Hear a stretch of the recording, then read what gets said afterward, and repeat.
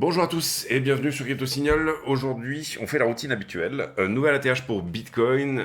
Donc du coup, bien sûr, on va en parler. Pour l'instant, léger rejet légèrement au-dessus de l'ATH, mais Bitcoin qui a quand même tapé 124 et quelques.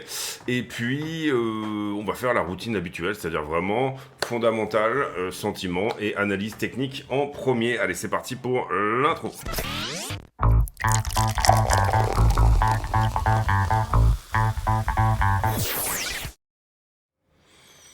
Alors, sur la structure en daily, ce qu'on peut dire, c'est que ce niveau-là, qui était une résistance daily, a été hard closé, c'est-à-dire qu'on a eu un corps de bougie entier au-delà de ce niveau, ce qui est plutôt une bonne chose. Maintenant, le petit rejet ici sur la zone m'oblige d'une certaine manière à légèrement relever ce niveau. Mais on a un très bon signal ici. Vous voyez qu'on perd une touchette, c'est-à-dire que c'est moins intéressant qu'auparavant. Là où il y avait des mèches auparavant très vendeuses sur ces zones-là, vous le voyez ici, 1, 2, 3, on peut compter celle-là quand même 4 et 5 fois, 5 refus. Le danger ici, c'est quoi ? C'est tout simplement aujourd'hui de faire une bougie d'avalement entièrement et de ne pas finalement clôturer ce niveau. Je pense que c'est très bien parti pour le clôturer. Qu'est-ce que ça veut dire au niveau sentiment, puisqu'il faut toujours, quand vous avez ici hard closer, une résistance, etc., ce genre de choses, avoir une phrase simple qui permet de définir un peu le concept, eh bien ça veut dire que là c'était de la liquidité, là c'était une prise de liquidité, ici c'était un refus, donc toute la zone shortée ici se défendait très bien. Si jamais on s'installe au-delà de cette zone-là, eh bien ça veut dire qu'on n'est pas juste sur une prise de liquidité, on va probablement s'installer au-dessus de l'ATH pendant un petit moment. Auquel cas, on peut viser 148, 158, 168 000 $. C'est un peu nous notre zone. Je dirais, voilà, entre 148 et 168 sur ce mouvement-là, c'est un petit peu notre zone entre guillemets pour, je dirais, voilà, avant septembre, quoi. Si c'est pas le cas, bon ben on est sur un léger refus. On peut voir ici que si on retourne très loin dans le temps, je sais pas si on a 2020 là-dessus sur cette charte-là en particulier, mais on va regarder. Peut-être pas. Oui. Voilà, les risques ici en août, c'est de faire ce genre de mouvement-là. C'est-à-dire, vous le voyez ici, on était pas mal, on était bien, et puis ici on monte à 12 000 $ à l'époque, et puis finalement, grosse correction en début septembre, avec une correction, vous le voyez ici, de plus une vingtaine de pourcents, ce qui est quand même, à ce stade, nous emmènerait assez bas. Donc, d'une manière, on va dire, quand on est sur des cassures, parce que moi je pense que c'est une forme de début de bull run, ce qu'on est toujours en train de faire. Pour le moment, voilà, je vois une belle adoption institutionnelle, etc. Mais j'ai pas la FOMO des retail encore. J'ai pas la FOMO des nouveaux entrants encore, que c'est ce qu'on va voir. On est peut-être sur les prémices de ça, donc d'une forme de bulle, d'une certaine manière. Voilà comment on peut voir les choses. On voit ici également la résistance weekly qui se trouve à peu près par là, qui est en train d'être hard closée aussi. Donc pour l'instant, encore une fois, tout se passe bien et on a des très très bons signaux que tout se passe bien. Donc prise ATH pour BTC, c'est magnifique, on va pas se le souhaiter l'ATH non plus à chaque fois, c'est pas forcément l'idée. Par contre on s'envoie la petite fusée quand même, parce que ça fait plaisir de célébrer ça, d'avoir la petite fusée en fond.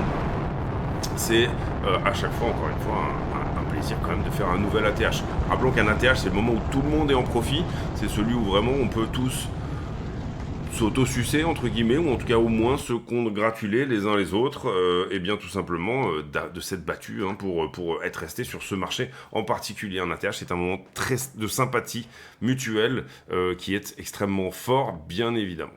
Là, bon, il datait de 2025, on n'était pas dans l'attente non plus depuis extrêmement longtemps, donc on va passer là-dessus. On regarde Ether, BTC comme d'habitude. Rien de spécial. Au départ, BTC a plutôt bougé avant Ethereum, et puis après Ethereum a fait son mouvement quasi jusqu'à 4008. Pour le coup, Ethereum n'a pas pris son ATH, si je me trompe pas, on est vraiment tout près, n'a pas pris son ATH encore de 2021, pour le coup, parce que celui de Bitcoin datait de 2025, mais là ce sera celui de 2021, donc quand Ether passera cet ATH là, pour le coup, on pourra se faire une nouvelle fusée, et à nouveau, tout simplement, se congratuler les uns les autres. Pour le coup, de 2021 à 2025, c'est un vrai ATH au sens où on l'a attendu pendant un petit moment, et je pense qu'on est tous plutôt armés. Question Ethereum, en tout cas si vous suivez la chaîne, vous savez que on a toujours vu, nous, une très très belle marge de progression sur Ethereum, donc tant mieux. Enfin, et par ailleurs, j'en profite pour vous dire de mettre un like, pas hésiter à vous abonner, c'est assez important, mettre un commentaire d'encouragement, au moins mettre un like, c'est le juste retour. Je fais tout ça gratuitement, j'ai rien à vendre. Je reverse tous les bénéfices de la chaîne à Mécénat Chirurgie Cardiaque. La seule chose que je fais ici sur cette chaîne, c'est quand je fais ma routine personnelle, celle que j'aurais fait tous les jours quoi qu'il arrive, eh bien la partager en vidéo. Et du coup, voilà, comment dire, essayer de ouais, de congratuler l'histoire, enfin de dire un et salut par rapport à ce genre d'initiative qui, je trouve, quand même, est relativement spécifique et particulière. Je pourrais faire ma routine dans mon coin sans faire de vidéo. Et puis, voilà. Ici, Ether Dominance qui nous signale un mouvement très impulsif et qui nous signale éventuellement, voilà, revenir sur ses points hauts, 21-22%. Qui était auparavant, bien sûr, une résistance énorme sur Ether. Comprendre qu'ici, bon, alors en plus, on n'a pas les chiffres depuis le départ, vraiment, pour le coup. Il en manque un tout petit peu, pas très grave. Mais voilà, Ether Dominance qui est en train de pousser vers le haut. On voit aussi bien que on a eu ce support dans cette zone-là. Est-ce que on reste sur une tendance baissière, c'est la question qu'on s'est posée hier sur ETH BTC également, c'est-à-dire faire quelque chose qui refuse dans cette zone-là, ou alors est-ce que on reste dans une idée de range un peu, voire éventuellement de cassure du range et d'un Ether qui surperforme Bitcoin pendant un bon moment, en tout cas en termes de prise de dominance. C'est une question qu'on peut se poser. Ceux qui sont Ether un peu maxi peuvent se dire oui, Ether c'est l'internet de la monnaie, la DeFi, toutes ces choses-là, la tokenisation du monde réel, va énormément performer dans les prochaines années, comme vous pouvez en avoir d'autres qui disent non, Ether c'est un petit peu daté, ça marche pas super bien, c'est très cher en frais de transaction, donc du coup personnellement je ne crois pas que ça puisse être le turfu, ce qui est possible aussi, d'accord. Ether est peut-être le Netscape un peu de cette bulle, c'est-à-dire celui qui va bien fonctionner au départ, mais pas forcément être le gagnant à la fin, c'est tout à fait possible. Ensuite, cette ETE dont on a parlé hier en correction sur l'altcoin dominance, là on parle de toutes les altcoins, on enlève Ethereum, Bitcoin et tous les stablecoins, pour l'instant vous voyez que ça casse pas. Donc on n'a pas de confirmation d'une alt season pour le moment, parce que bien sûr cette cassure-là est mignonne, ça c'est mignon, et voilà, maintenant ce qu'on veut c'est vraiment aller chercher les résistances historiques au 22,5, et on a expliqué hier qu'il y a pas mal de targets en cascade qui seraient du coup déclenchés.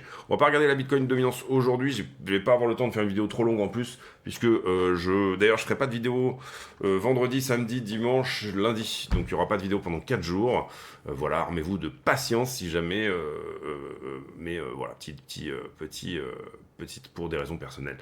On va directement regarder la news. Qu'est-ce que j'ai retweeté Ah oui, ici, voilà, c'était justement sondage hier. Bon, pour le coup, c'est Bitcoin qui a fait son ATH en premier. Pas la peine d'aller voter, pour le coup. Et je rappelle que tous les bénéfices de la chaîne sont versés à Mécénat Chirurgie Cardiaque.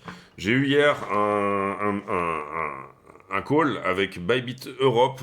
On a validé les conditions d'un partenariat. Donc quand je rentre là mardi, il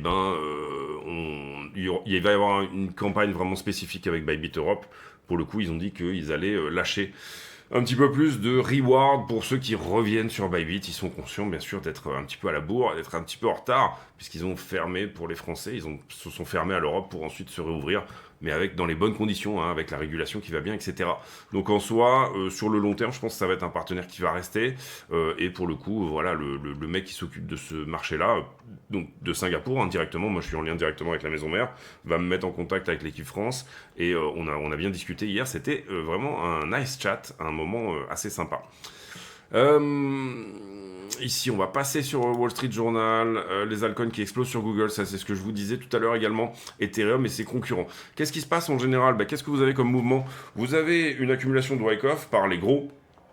On l'a vu un peu sur les ETF, encore que sur les ETF, il y a aussi bien sûr des gens qui sont des retail, mais une accumulation par les gros, et puis au bout d'un moment, vous avez la petite news qui fait déborder le vase un peu, c'est-à-dire que cette accumulation, là où les gros achètent, et puis quand ils arrêtent d'acheter, finalement ça redescend, et ainsi de suite, et ainsi de suite, et ainsi de suite, sur Ethereum, où ils achètent les points bas, le truc descend, ils rachètent, et puis ensuite ça remonte très légèrement, mais doucement. Il y a une accélération du momentum sur Ethereum et les altcoins en ce moment, pourquoi ? Parce que tout simplement, les gros ont augmenté leur rythme d'achat. Les institutions ont augmenté leur rythme d'achat sur cette information, comme quoi l'inflation était à des niveaux corrects, comme quoi, donc en dessous du consensus, ça on l'a eu il y a 2 jours, mais pas que, comme quoi également le pivot allait se formaliser, comme quoi le GDP était plutôt bon, comme quoi les marchés de l'emploi étaient plutôt bons, donc tout le monde se met à se dire, bah en fait peut-être que Powell va nailer un soft landing, un atterrissage en douceur, ou en tout cas que la récession qu'on pensait voir venir sur les tarifs, toutes ces choses-là, etc., eh ben, qu'elle va arriver plus tard, d'accord. Ici, bon, on voit en ce moment que les tarifs commencent à être mis en place, et il y a je crois que c'est une trentaine de milliards sur le mois dernier qui sont rentrés, ne serait-ce qu'en taxes, en fait, sur les tarifs. 30 milliards, c'est à peu près ce que je cherche à économiser la France, et ça s'est fait en un mois. Est-ce qu'on peut tabler sur 300 milliards par an? Je sais pas, peut-être plus, je sais pas. Est-ce que les deals vont se faire mieux, etc. Je ne sais pas. C'est pas la question est que sur les tarifs, ça va à un moment donné faire mal à l'économie, mais la question étant, est-ce que suffisamment rapidement, en fait, on va lever les taxes sur en fait que la demande ne ralentisse pas, c'est-à-dire la promesse de Trump, c'est de dire on va tellement lever de tarifs que cette augmentation des prix vous vous en foutrez, puisque en face on va baisser votre entre guillemets revenu tax, quoi, votre impôt sur le revenu. Donc c'est la question, c'est comment cela va s'ajuster, ou alors est-ce qu'on va s'en prendre une entre temps. Pour le moment ça se passe bien, donc on reste dans l'idée que ça se passe bien. Moi je pense qu'on aura une très bonne deuxième moitié de 2025 à minima, et peut-être un très bon premier trimestre 2026, et ça je l'ai un petit peu expliqué dans ma vidéo d'hier, mais il faudra faire attention à partir de mars 2026 à mon sens. Mais pour le moment ça se passe bien, et donc du coup le marché price que ça va peut-être bien se passer, et voilà, ce qui est en fait, du coup les gros ont tellement accumulé, et ils augmentent leur rythme d'accumulation, que d'un coup les retails se disent ah mince, j'ai loupé le train, Ethereum va faire un ATH, donc ils commencent à acheter à partir effectivement des nouveaux ATH. Les retails sont pas forcément connus, en tout cas en ce qui concerne les nouveaux arrivants, hein, ceux qui ont déjà vécu un ou deux cycles en général sont un petit peu rodés, mais sont pas forcément connus pour acheter à la baisse, lisser leur prix vers le bas, plutôt des gens qui vont acheter FOMO. Donc est-ce qu'une FOMO des retail est en train de se mettre en place? On est peut-être dans les prémices de ça. Si vous voulez, si on prend cette idée un petit peu, par exemple, de la bulle Internet, on est peut-être en 1998, 2 ans avant 2000, voilà. Les choses devraient aller plus vite. Il faut comprendre que la bulle Internet, elle commence à peu près en 95. Le tout se fait en 5 ans, ça explose en 2000. 5 ans où, entre guillemets, les choses ne font qu'augmenter. Ici, il faut comprendre le point bas sur Bitcoin. C'était quoi, novembre 2022, si je ne me trompe pas. Novembre 2022, on en est déjà à quasi 3 ans. Avec Internet, l'information va plus vite. Donc du coup, on peut pas forcément tabler sur une bulle qui va durer 5 ans, mais peut-être que 3-4 ans, ça se tient. Je sais pas si vous me suivez, mais voilà, peut-être que ces choses-là se tiennent. 729 millions de daily flow, ça revient exactement sur ce que je dis, c'est-à-dire très bonne, une accélération de la demande institutionnelle sur Ether et les altcoins, due à un pivot, à la certitude d'un pivot quasiment au mois de septembre, qui elle-même déclenche un intérêt des retails, puisque certains niveaux techniques sont cassés, et puisque l'accélération se fait. On voit donc les recherches Google augmenter. L'institutionnel, il va pas chercher sur Google c'est quoi Ethereum, il est déjà au courant, il attendait de step in, il était déjà en train de rentrer tranquillement. L'institutionnel va déclencher avec une recherche Google des centaines de millions, je vous fais un schéma, hein, mais des centaines de millions d'investissements, là où le retail, il va y avoir 100 millions de personnes qui vont aller chercher sur Google et qui vont dépenser 1000 euros. Vous voyez, enfin, 1 million de personnes qui vont dépenser 1000 euros. En fait, ce qu'on veut, c'est que ça double, c'est-à-dire que les institutionnels continuent à être intéressés, laissent la bulle se faire, les retails rentrer, jusqu'au moment où finalement le rythme ralentit, et c'est là qu'on voit des tendances en général se perdre, etc. Parce que vous avez tout simplement les institutionnels qui déchargent dans les gencives des retails, hein, et c'est ça qu'on voit en général se former à chaque fois, une vague de early adopters, la vague 1, une vague 2 de correction, qui est en fait le moment où les retails accumulent tranquillement, une vague où les retails, la vague 3, où les institutionnels, et j'ai dit avant, les retails, je me suis trompé, les institutionnels commencent à vraiment accumuler de ouf, et puis ensuite la vague 4, qui correspond à une forme de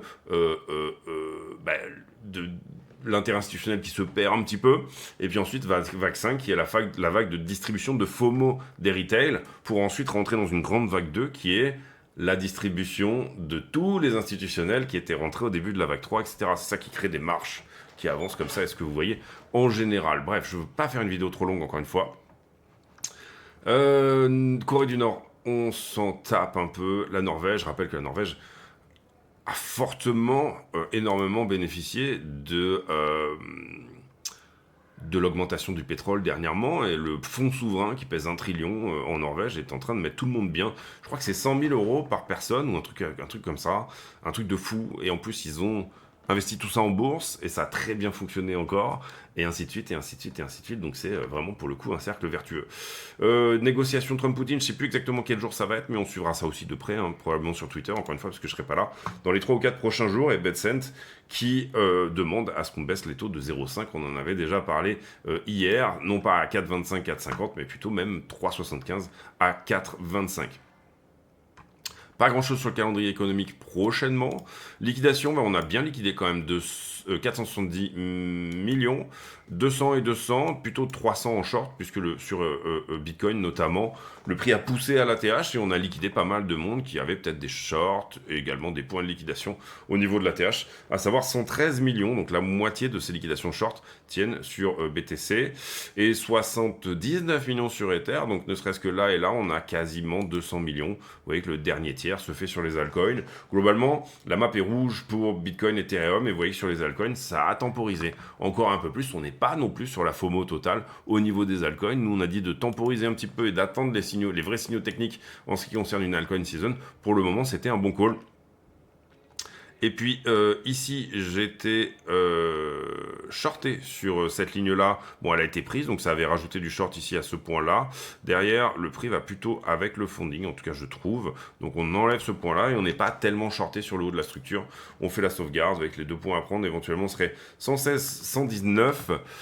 À voir si on y va. J'aime beaucoup le fait que les spreads passent positifs. Moi, j'aime bien ces moments où les spreads passent positifs. Vous voyez que ça a été temporaire et que derrière, c'est repassé, en bas.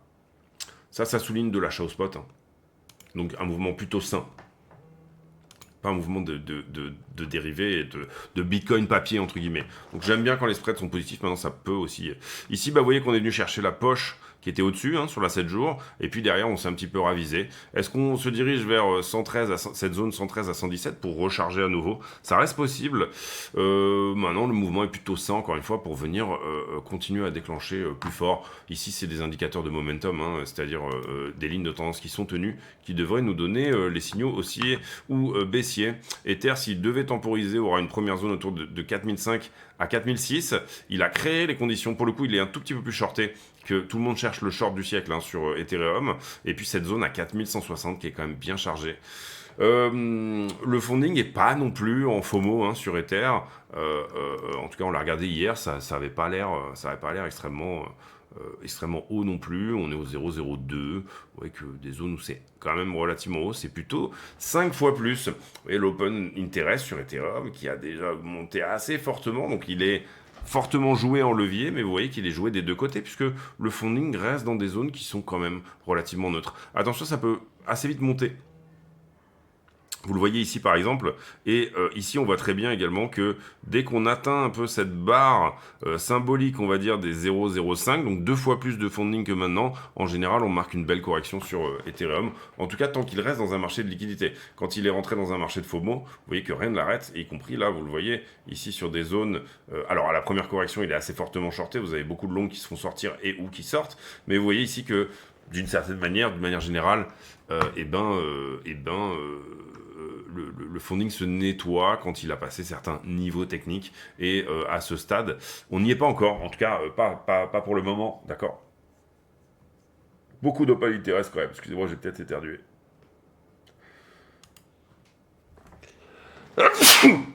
Autant pour moi. Donc on va sur le prix, on fait la conclusion de cette vidéo. On va la faire en 5 minutes et ça va être très rapide. 5 minutes en time frame. On a donc ce potentiel refus. Ça, c'est pas très joli. Hein. Vous voyez que c'est très impulsif ici vers le bas. Ça a l'air très correctif. Donc, je marquerai bien à ce stade, hein, éventuellement, pour le fait. Vous voyez également la structure de top qui se fait en épaule, tête-épaule sur le 5 minutes. comme ceci, épaule, tête, épaule, on perd le niveau, et là on y va. On a déjà atteint largement les targets de cette ETE qui serait autour des 122. Derrière, pour le moment, on temporise sur une forme de support qui était par ici. En tout cas, pour le moment, ce qu'on peut éventuellement voir, c'est que ça, c'est assez impulsif, ça reste correctif. Attention à ne pas réitérer le mouvement, sous-entendu, faire un truc qui donne à peu près quelque chose comme ça. Hop... Et hop, ouais, 119, qui était, là, je le rappelle, hein, la première ligne / poche de liquidité, peut-être plutôt ici à 118-100. Ça serait bien, ce serait pas incroyablement choquant de faire cette petite correction supplémentaire. Si c'est une figure de bottom, comment on le saura? Ben, on le saura, comment dire, ici je vais vous montrer, hop, ça c'est l'accumulation de cette structure de correction vers le haut, parce qu'on qualifie de structure de correction vers le haut. Si c'est un bear flag, ben on n'est pas censé dépasser cette zone-là, et on n'est pas censé, et on est censé perdre celle-ci, hein, pour, voilà, si c'est un flag, ok, enfin, ABC, quoi. Si c'est pas le cas, si c'est pas un bear flag, à ce moment-là, c'est une structure de retournement, c'est-à-dire un range de réaccumulation. Réaccumulation, ça veut dire que tout simplement on est censé poser un bottom, et là on est censé, au moment où on casse ça, avoir l'impulsion qui vient chercher, parce que là il y a quand même une belle imbalance qui vient chercher directement, je dirais, ce pic là, d'accord. Le pic est censé protéger le reste du mouvement, le pic supérieur, donc pour le coup ce pic peut être attaqué soit frontside, soit backside, c'est un peu technique, mais vous comprenez ici, frontside c'est là, backside c'est là, c'est facile, hein, c'est un peu comme c'est écrit dessus, quoi. Le port salut. Voilà, frontside, c'est de échouer directement sur le pic. En price action, on appelle ça comme ça. Et backside, c'est d'aller titiller le niveau dans son ensemble. Voilà un peu comment je vois les choses. Pour moi, ça, c'est plutôt correctif. Et mon scénario privilégié, pour le moment, c'est plutôt une correction à 118. Est-ce que Ether pourra faire un ATH entre-temps? Peut-être sur cette petite latéralisation de Bitcoin, ça va donner à Ethereum la possibilité d'aller prendre la liquidité au-delà de son ATH. Donc pour le coup, très court terme, enfin sur la journée là, peut-être Bitcoin qui continuerait une forme de consolidation, Ether qui viendrait finalement chercher son ATH et prendre la liquidité au-dessus pour faire un peu la même chose que Bitcoin, c'est-à-dire se retourner. Je dis pourquoi pas, je dis que ça c'est bien. En tout cas, joyeux ATH à tous, aucun problème de ce côté-là. Si jamais voilà, on vient, pour ceux qui veulent vraiment rentrer, je trouve qu'il y a un joli niveau là. 118,2 et un joli niveau également ici 116,80, donc j'aurais tendance à lisser une entrée sur ce point là. Personnellement nous on l'a eu cette entrée, enfin on l'a eu en dessous, hein, mais voilà, je pense pas la jouer. Et là c'est un petit peu août, les vacances, tout ça, donc on va un petit peu se calmer sur le fait de monitorer des trades. Voilà les amis, j'espère que cette vidéo vous a plu. Si c'est le cas, n'hésitez pas à le dire. On se retrouve demain pour une nouvelle. J'ai pour habitude en fin de vidéo de poser une question à la con, une question qui n'a rien à voir avec le prix du Bitcoin, mais qui nous permet de converser de choses et d'autres. Tiens, parlez-nous un peu de la répartition de votre portefeuille. On va parler, par exemple, pour le coup, donc on parle de Bitcoin, hein, excusez-moi, l'intro était... pour le coup, dites-moi à combien de pourcentage vous êtes exposé à Bitcoin plus Ethereum, rapport à votre pourcentage global du wallet. Et je dirais... stablecoin compris, on va dire ça comme ça, c'est-à-dire la totalité du wallet, la totalité de votre possibilité, et on parle que de portefeuille d'investissement, hein, on va pas parler du portefeuille de trading court terme, puisque je sais que beaucoup de gens en ont. On va reprendre un peu l'intraday, pour le moment, voilà, c'est les vacances, encore une fois, donc on est plutôt sur les recherches de swing, comme l'entrée qu'on avait faite dernièrement, je crois que c'était à 112, et entrée pixel à 112 100, qui pour le moment est magnifiquement en profit, donc c'est super cool de ce côté-là. Voilà, on se retrouve demain. D'ici là, portez-vous bien. À très bientôt. Ciao, ciao.